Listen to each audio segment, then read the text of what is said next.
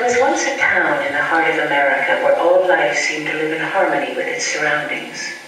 The town lay in the midst of a checkerboard of prosperous farms, with fields of grain and hillsides of orchards, where in the spring white clouds of bloom drifted above the green fields.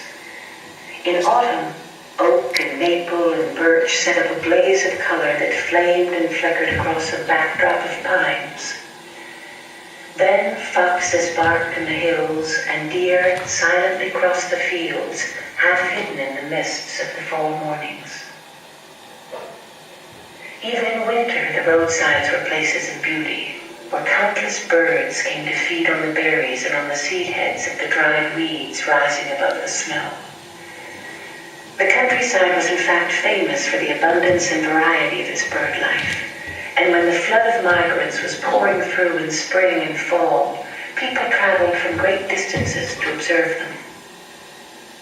Others came to fish the streams, which flowed clear and cold out of the hills and contained shady pools where trout lay. So it had been from the days many years ago when the first settlers raised their houses, sank their wells, and built their barns. Then a strange blight crept over the area, and everything began to change. Some evil spell had settled on the community. Mysterious maladies swept the flocks of chickens. The cattle and sheep sickened and died. Everywhere was a shadow of death. The farmers spoke of much illness among their families. In the town, the doctors had become more and more puzzled by new kinds of sickness appearing among their patients.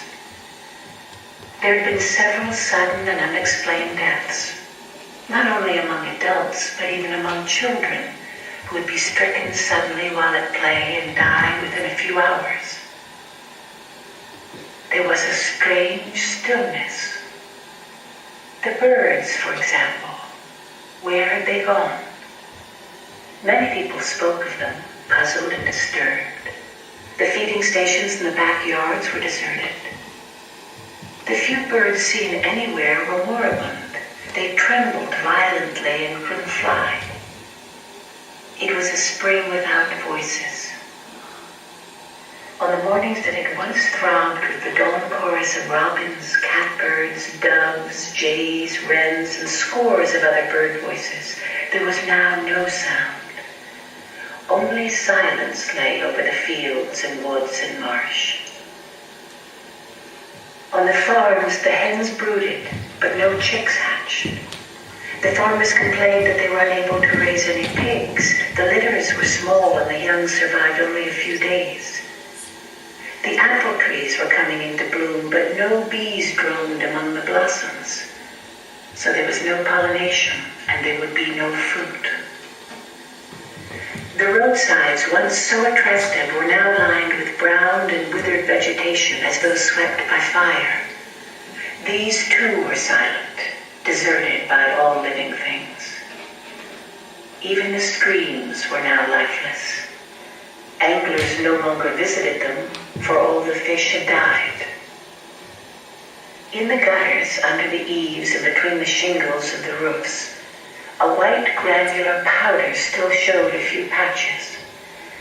Some weeks before it had fallen like snow upon the roofs and the lawns, the fields and streams. No witchcraft, no enemy action had silenced the rebirth of new life in this stricken world. The people had done it themselves.